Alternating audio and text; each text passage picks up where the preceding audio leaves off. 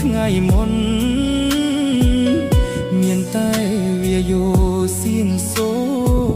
ទុកធ្វើជាទុនព្រោះតែថ្ងៃបុណ្យមិនហ៊ានសាសងស្នេហ៍ស្រី